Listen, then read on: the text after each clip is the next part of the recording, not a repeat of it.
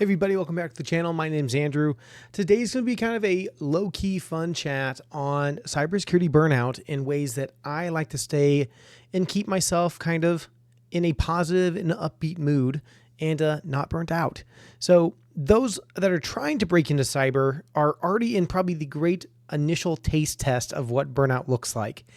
It's applying for 100 jobs and getting 101 rejections because one place sent you the same rejection letter twice. And it stinks. It's disheartening. It can really bring you down. But I want to emphasize that it's not what defines you. So breaking into cyber is very much like staying within the industry and staying upbeat and up to date on everything that comes out. There's new tools, there's new attack vectors, there's new processes. Your company might be working on one SIM, but then 6 months in, they change to a new one and you have to learn a whole brand new language. And tool crawl is another term that is kind of coming back around this year for where companies just have so many tools that they don't know what to kind of do with them all. And the thing that I think can be frustrating is management can go into an amazing, cool sales rep meeting and they go get to lunch and they come back and see all these cool dashboards and they onboard this new tool, but the worker bees or the workers of that said, okay, well, what's this new tool going to look like? How long is it going to take me to figure out how to run the new syntax and build out these dashboards and leverage these with the other tools we already have or other several tools we're already using? Do they play well together? Do they integrate well? Do they don't integrate well? And that can be frustrating. And sometimes I've just learned to kind of just go with the flow and kind of go with the punches as change happens. Depending on the level of pecking order you set at your company, sometimes there's not much you can do other than just sit there and nod your head and say, okay, I'll see you guys tomorrow. But for those companies that do allow you to kind of have a good input on things, like be honest. If there's a tool or something that you're utilizing that's not the most efficient way that something's happening, or there's possibly a new way or a better way that you guys could be completing a task, don't be afraid to speak up and speak your mind on those. And then once you get into the industry, especially depending on if you're going into blue team as a SOC analyst, working the queue is going to be tedious. There's been days on many of my organizations I've worked with where we have what's called a case flood. Case floods are when you're going to get hundreds, sometimes if not thousands, of false positive or maybe even true positive cases come in that are just going to overflow the case queue. And it might be you and two other people, and it's like, all right, like aim for the bushes, and you just do your best to mitigate and group up those cases and close them out as they come in.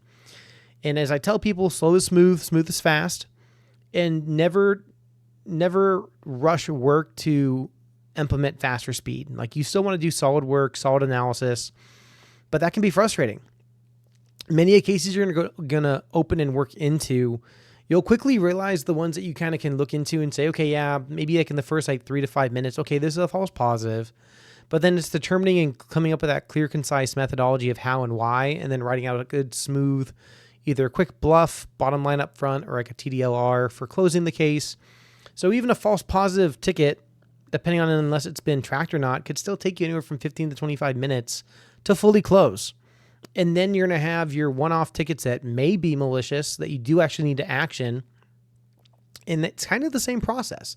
It could take you as fast as 5 to 10 minutes to quickly elevate and escalate that to the next tier if necessary, or it could take you longer to do further analysis and deep diving into pulling up logs, diving in, pulling files, doing reverse analysis, and that can be pretty brain numbing. So ways and things I like to do in order to kind of recharge and kind of make sure that my mind's staying sharp is I like to stand up during my work days. I like to go outside, do a quick lap around my building, touch the grass, as some might say, if you're working inside of a skiff or inside of a building all day, and just understanding that looking at screens can be pretty mind-numbing all day. I myself also, when I work, I like to use blue lens glasses. I think it just kind of helps with my focus, and rather than having to sit here and look at 3 to 4 screens on my amazing cool setups I run here at home or at work, having that kind of brightness in my eyes all day can definitely cause kind of migraines and headaches where I'll need to take additional breaks to step up and walk away and go touch grass. I also like to honestly stay hydrated. I drink tons of water when I'm working. And it's one, just to keep myself awake. And then two, just to, even though you're sitting all day, you still want to make sure you're staying hydrated. I know that sounds super silly It may be like, well, yeah, duh, of course I'm going to drink water. But there's been many a times where I've worked through lunch on accident because I'm so deep into a case or working analysis on a matter. And then I'm like, okay, after this, I'll go grab lunch. And then I'm like, oh, shoot, it's 3:00. I've missed the cafeteria. Now the cafeteria is closed. Crap. Now I got to go grab trash food and shove my go of Wendy's and Jack in the Box or Taco Bell. Other things I like to do when I get home is I like to go to the gym. I like to work out. I like to ride the bike. I like to row, go hiking with the fam bam. Obviously, I am a gamer as well. So obviously Arc Raiders is out right now. I've been playing Arc Raiders as some other kind of like getting off the work screen to jump onto the game screen to just kind of unload, unwind. And I know I like to hang out with my friends. We have Discord channels, Slacks, and other things too that we kind of are always communicating in and talking to. And obviously, I also like to mentor. I like to talk to folks. I like to understand why and help people break into cyber. And oddly enough for me, as much as that sounds more daunting with adding one work day to another type of a work day, it's fun. It's enjoyable. And myself and a lot of other great folks, just like the Bearded IT Dad, Dakota Snow, with his amazing work with the IT Career Accelerator, that's another great means and method that helping folks break into cyber that at one point in time, I want to retire. Dakota wants to retire. The John Hammonds of the world want to retire. And if we're not training and preparing our future pen testers, GRC compliance, SOC analysts to take our roles, it's going to force us to kind of work longer, depending on the type of work mentality you have. I have a very much of, I don't want to let my team down. I want to make sure I can stay with the team. And unless I have a good replacement that's going to cover my workload or something like that, it can make me kind of feel like I'm letting the team down if I don't have a strong replacement or someone that I can know that with confidence can take over my role. And many of us within the industry, I think it's changed in the last probably 2-3 years, 4 years even, on gatekeeping was such kind of a real thing, I think about 5 to 10 years ago, even when I initially jumped into working in cyber, is I met individuals that would not share information or wouldn't share codes or search parameters or queries or dashboards because I know that was their thing. And that can also be kind of frustrating because you might be the one asking for help saying, well, hey, no, like I need to know how to do this when you're gone.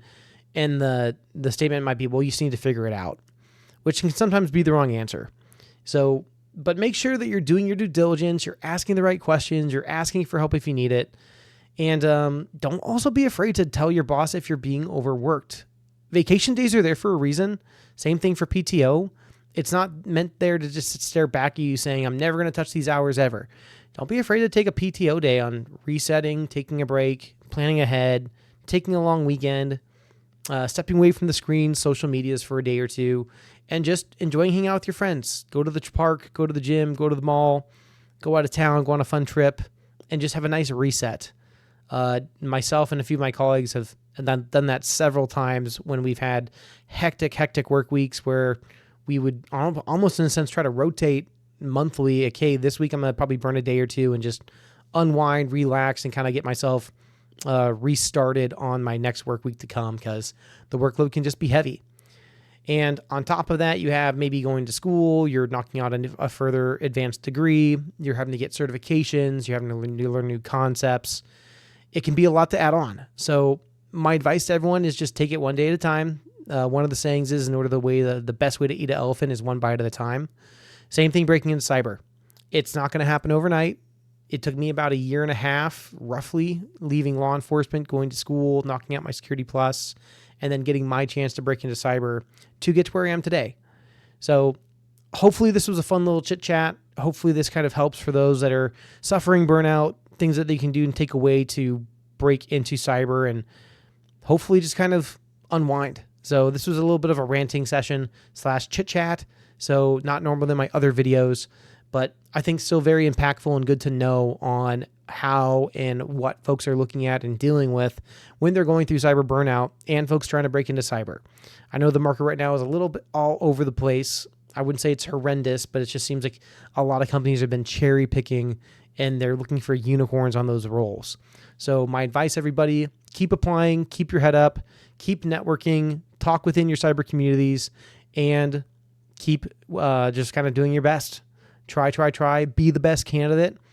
Definitely check out Dakota Snow's IT Career Accelerator and his amazing network as well, because that's going to be another great way of just staying involved within the community and the network, and hopefully help you guys all break into cyber. So my name's Andrew, and I'll catch you guys on the next video. Have a good one.